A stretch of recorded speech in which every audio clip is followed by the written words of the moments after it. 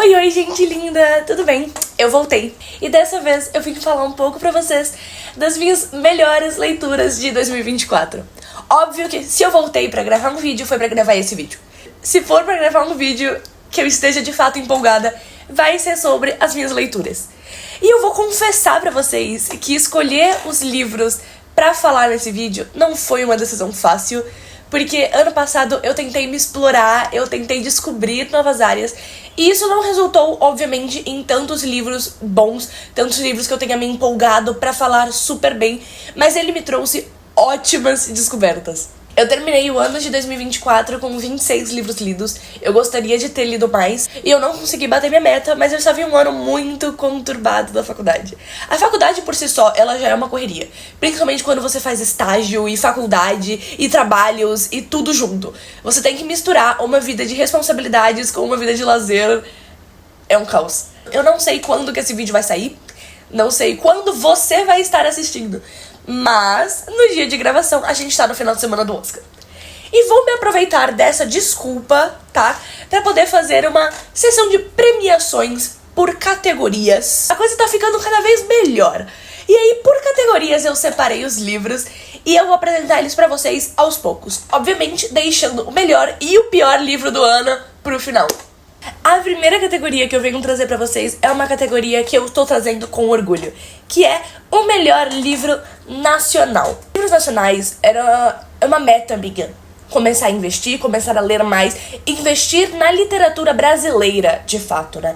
Tanto na literatura clássica, tanto na literatura pop, hoje em dia mesmo atual, contemporânea. Mas era algo que eu falava muito que queria fazer e nunca fazia. Sabe? Era uma coisa que eu ia postergando e empurrando pra frente essa meta. Mas dessa vez eu consegui pegar uma promoção no Kindle Unlimited. Acho que foram uns 3 meses que eu fiquei com o Kindle de graça. E foi aí que eu realmente sentei e li livros nacionais. E foi uma boa descoberta. Bom, essa foi uma escolha difícil, porque, como eu falei, eu acabei lendo muitos livros nacionais. A maioria deles foi de romance. E eu peguei livros muito curtinhos. Eu não peguei nenhum livro grande assim, com exceção de um deles que tá em outra categoria, mas a gente vai chegar lá daqui a pouco. Pra escolher o melhor livro nacional, eu achei que era um pouco injusto, justamente por eles serem tão curtos e não terem tanto tempo de tela. Eles não tiveram tanto tempo pra se desenvolver e pra mostrar. Acho que a maioria dos que eu li nacionais, eles tinham por volta de 70, 100, 120 páginas. Sim, eles eram muito curtos. Acho que é, tipo, até uns contos, assim, muitos de romance. Então, o melhor livro, de fato, que eu escolhi foi um grande. Ele tem, acho que 270 e poucas páginas. Eu vou deixar a quantidade certinha na tela. E ele não é de romance. Tá vendo? Por isso que eu falei que era uma competição injusta. A maioria dos que eu li eram pequenos e de romance. E o que ganhou é o único que não é. Pra essa categoria eu fiquei em dúvida de 2. Como eu falei, eu escolhi o maior. Então, o que vai ganhar este prêmio maravilhoso é Cruzeiro de Mentirosos. Ele tem esse romance sáfico que tá protagonizando a história, mas ela é uma história acompanhada de um suspense, de assassinato, de todo esse mistério. E o outro livro que eu li nessa mesma vibe foi Garotas Imperfeitas. Mas ele não vai ficar com um prêmio porque ele não conseguiu me cativar tanto com o mistério como o Cruzeiro de Mentirosos conseguiu. O final, eu obviamente gostaria que tivesse sido melhor, mas acho que isso é um peso de quando eu leio suspense. Eu sempre boto muita expectativa e o final geralmente é uma coisa normal. Mas isso não tira o peso de que, tipo, até uns 70% do livro eu devorei com tanto fervor. Porque esse livro é incrível. A escrita da Julie é simplesmente sensacional. Outro dela, de suspense, que eu li também, foi Luzes de Emergência. Eu não coloquei ele como prêmio nessa categoria, mesmo que o final tenha me surpreendido muito, por ele não ser grande. Ele é bem pequenininho, ele é um conto de suspense, thriller, não sei. Mas Luzes de Emergência também é assim, eu recomendo muito, é simplesmente sensacional. A escrita dessa mulher é maravilhosa. Foi uma surpresa tão boa descobrir os livros dela, e eu espero muito poder ler mais, descobrir mais desse mundo dos livros de suspense nacionais. Agora, pra segunda categoria que nós vamos tratar, vai ser, uma categoria que tá ganhando o meu coração. O meu ano foi muito conturbado, então eu foquei muito em ler romances, Porque romances são rápidos, são fáceis e dão aquele quentinho no coração que uma universitária estressada estava precisando. Então, para essa categoria, nós vamos falar do melhor livro de romance que eu li em 2024. Essa disputa também foi bem acirrada, tá? Mas não dá. É marmelada. É marmelada. Desde que eu li o primeiro livro dessa autora, não dá, ganhou meu coração. Eu me apaixonei. Então, apesar de ser completamente injusto, e eu admito que é injusto, porque os outros livros nem tiveram chance de tentar ganhar esse prêmio. Esse prêmio eu dou de mão beijada, com flores, com abraços, com todo o meu amor. Ele vai pra A Razão do Amor. A Hailey Hazelwood, ela ganhou meu coração. Não tem jeito. Quando eu fui ler A Hipótese do Amor pela primeira vez, acho que foi em 2023, nem lembro.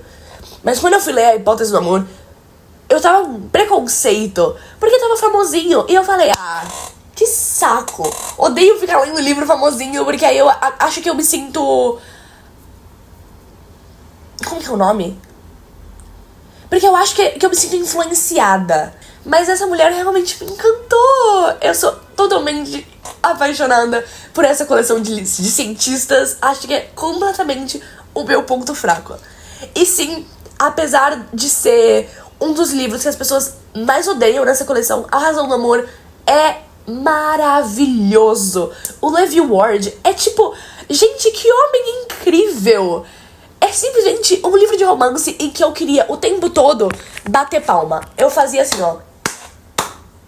O Levi Ward merecia todo esse espaço. Todo esse espaço. Eu acho que eu acabei gostando mais de A Razão do Amor do que A Hipótese do Amor, porque pegou nesse ponto NASA, nesse ponto neurociência, que pra mim é muito forte. Esse livro definitivamente me fez amolecer.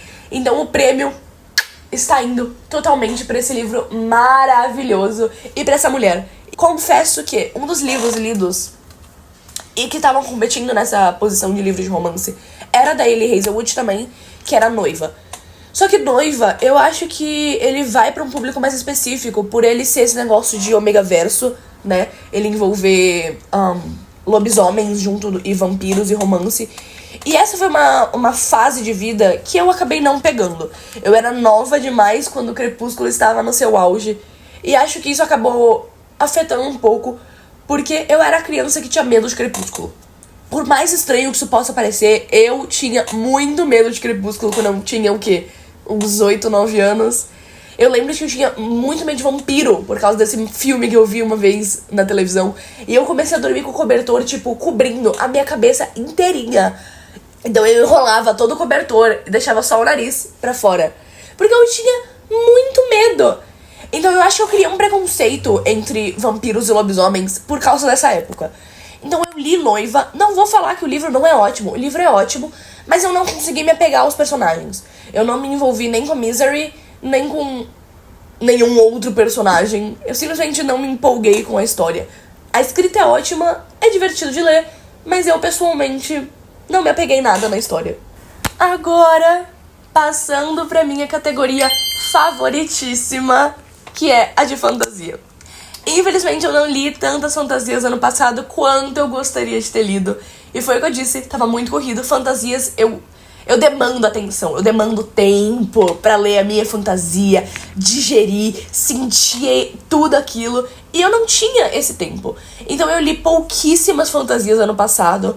Então pra concorrer a esse título foram pouquíssimas. Mas o prêmio tá indo pra uma que eu digo com certeza de que é muito merecedora. Foi um livro que eu li lá pro finalzinho do ano. Eu peguei pra ler, assim, mais na correria, mais porque tava acabando o ano e eu queria pelo menos tentar chegar em 25 livros. E foi uma surpresa sensacional. Ele tava na minha estante pra ler há tanto tempo e eu simplesmente, tipo, tava empurrando, ignorando. E me arrependi de não ter lido antes. O livro que eu estou falando é Vilão. Vilão é um livro que saiu totalmente do que eu estava esperando. Confesso que o Victor e o Eli não serem um casal, achei um ponto muito negativo. Porque se eles tivessem ido de lovers pra enemies, esse livro ia ter sido 1000 vezes mais empolgante, mas eu não posso falar que o livro não é bom. Esse livro é ótimo! Eu gostaria que ele tivesse umas 500, 600 páginas pra poder sentir, pra poder desenvolver. E eu tô louca pra ler o segundo. Eu comprei o segundo, acho que ele tá aqui, não tá? É. Eu comprei o segundo pra ler. Ó. Eu marquei vilão todinho. Eu não sei se dá pra ver porque os post-its são transparentes. Mas eu marquei esse livro inteirinho. Porque ele é incrível. Eu li esse livro com... Nossa, eu queria devorar. Eu queria comer esse livro inteirinho. De tão empolgada que eu fiquei com essa leitura. A escrita é extremamente fácil, rápida. E você fica naquele limbo de você não saber pra quem torcer. O que você sente é só tão bom. Ele é incrível. Foi o que eu falei, eu queria que ele fosse maior pra poder desenvolver ainda mais, porque eu senti que tudo aconteceu muito rápido. Aí, pode ter sido porque eu li esse livro muito rápido, ou realmente porque ele é muito curto. Mas eu peguei o segundo livro. Eu comprei o segundo livro? Ou eu peguei no Scooby? Eu acho que vilão eu peguei no Scooby e o segundo eu comprei. Mas, assim, ainda não li, ainda está sem nenhum post-its. E eu espero que em 2025 eu sente e desenvolva o meu tempo para ler isso aqui. Porque é de fato muito merecido e eu espero muito que não me decepcione. Porque o primeiro foi ótimo. Eu tô indo com, assim, 3 malas de pura expectativa em cima de vingança. Então, por favor, querida autora, não me decepcione. Agora nós vamos para uma categoria nova. Uma categoria que eu achei, assim, divertida de se inserir, justamente para justificar o porquê que agora eu estou contando mais a quantidade de páginas lidas do que a quantidade de livros lidos. E vocês vão entender agora porque eu trouxe a categoria o maior e o menor livro lido do ano, tá? E é por isso que eu não quero mais contar como livro. Em 2025, o que eu tô fazendo é anotar a quantidade de páginas que eu tô lendo e não a quantidade de livros. Por quê? Eu anotei aqui. Vamos começar com o meu livro mais longo lido. Até o final do ano, o que tava ganhando essa categoria era Haunting on the Line. Pra quem conhece, é um dark romance e ele tem o quê? Umas 700 páginas? Acho que é por aí. Ele tava ganhando esse topo de, assim, o maior livro lido do ano.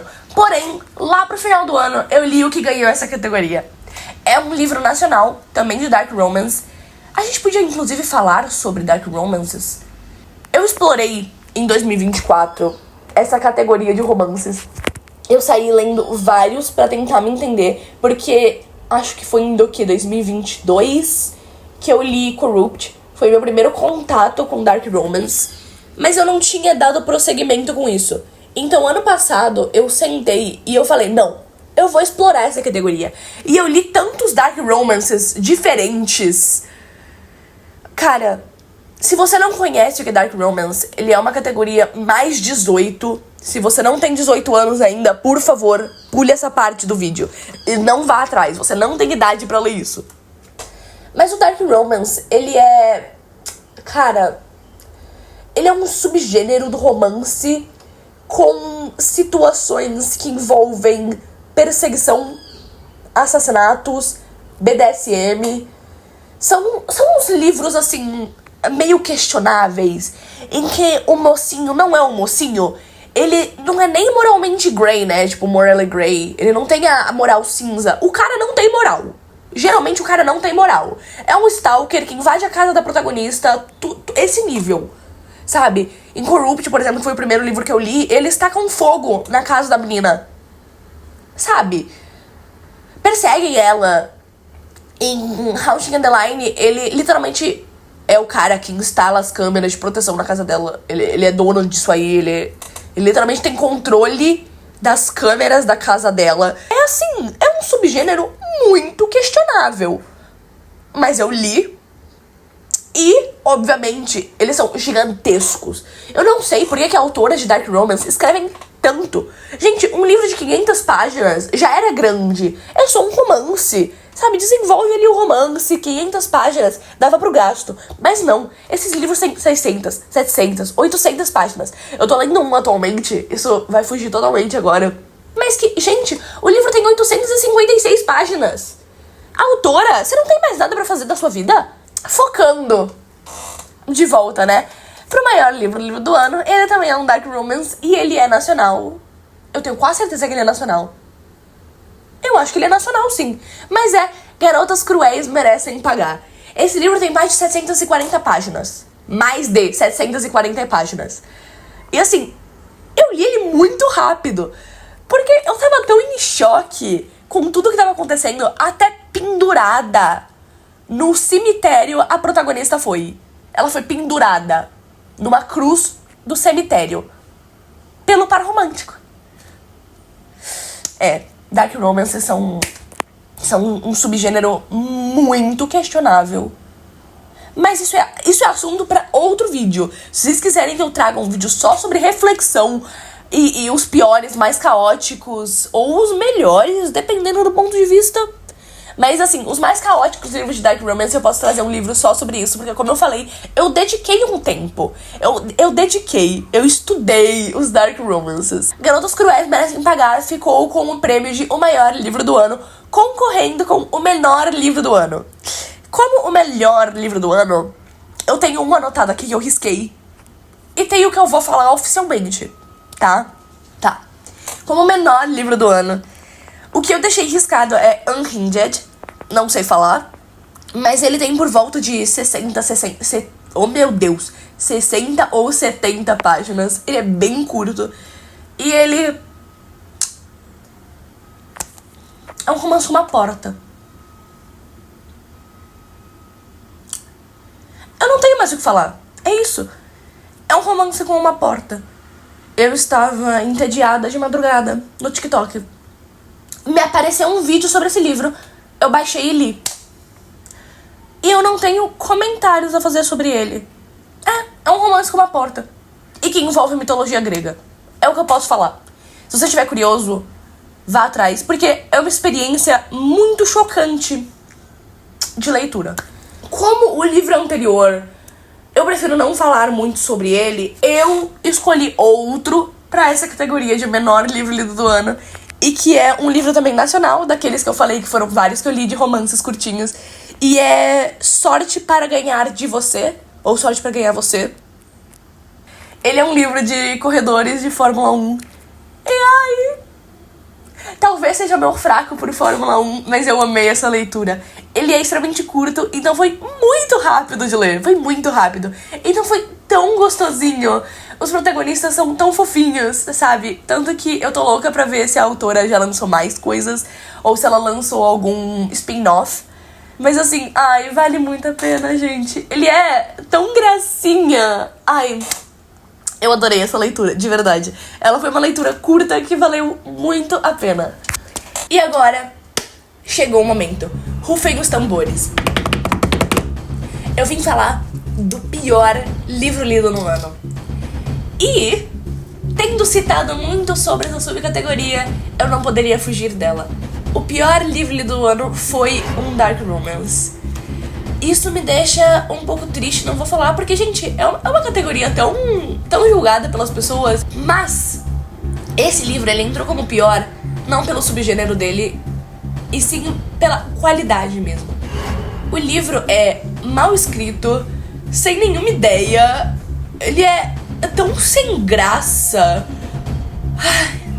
Eu realmente não gosto muito de falar mal assim de livros, mas esse prêmio de o meu pior livro lido do ano vai para O Rei da Terra do Nunca. Ele é um dark romance com o Peter Pan. Ou pelo menos essa é a proposta dele, porque o Peter Pan não tem brilho nenhum. Sinceramente, ele é um livro que envolve o Dark com o Aranha Reverso. Então nós temos a nossa protagonista, que ela é neta da Wendy, acho que era isso. E bem ou mal, o Peter Pan vai e busca ela. É a Winnie? Acho que é a Winnie a protagonista. Ai, não lembro o nome dela. Mas o Peter Pan vai e busca ela no aniversário dela de 18, por aí. Eu já não lembro direito da história. Mas eu sei que o Peter Pan vai, sequestra ela e leva ela pra Terra do Nunca, porque foi culpa da Wendy que tal coisa aconteceu. Então ele tá pegando as descendentes da Wendy pra que elas consertem isso e a história. É basicamente esse o plot. Então nós somos apresentados ao Peter Pan Alvain. Por que eu nunca consigo decorar nome de personagem? Mas eu sei que nós temos o Peter Pan, um cara dark, grosseiro, típico estilo Sasuke. Se você conhece o mundo dos animes, você sabe que todo anime tem algum Sasuke. É o cara de cabelo preto, emburrado, grosseiro, que odeia o protagonista até tal parte da história. É isso. Nós temos ele e nós temos os gêmeos. Basicamente, são 4 pessoas dividindo a Winnie. Eu não li só o primeiro livro, eu acho que são 4, mais o da Wendy com o gancho. E eu não li o da Wendy e nem o último, eu li 3. Mas eu li... É o Rei da Terra do Nunca, os Príncipes da Terra do Nunca e a Rainha da Terra do Nunca, se eu não me engano. E simplesmente a história não melhora. Por que você continuou lendo? Porque eles são extremamente curtos. Eu estava divertida, tentando entender pra onde aquela história estava indo. E o que me deixa muito triste é que a história podia ter tanto potencial. Esse negócio de, tipo, a Wendy ter feito besteira, então ele vai atrás de todas as descendentes pra poder consertar o que aconteceu com a Terra do Nunca. É um ótimo plot. Mas ele foi tão mal desenvolvido. A escrita é tão ruim. Gente, não tem história. Não tem história. Porque, assim, eu vi muita gente falando, é porque o livro é só cenas de hot. Eu não concordo que seja só cenas de hot. Mas se você pega a quantidade de páginas totais do livro e a quantidade de hot, aí realmente parece muito, porque o livro é muito curto. Então, obviamente, que mesmo que tenha 15 páginas de hot, gente, pra um livro curto e que não tem história nas outras páginas, parece que só tem hot. Não tem só hot. A autora tentou colocar uma história ali, só que ela desenvolveu tão mal que não teve relevância nenhuma. Não teve relevância nenhuma. Eu não senti a história passar, a história me envolver. Aquilo lá é só sem graça. Foi um livro muito sem graça.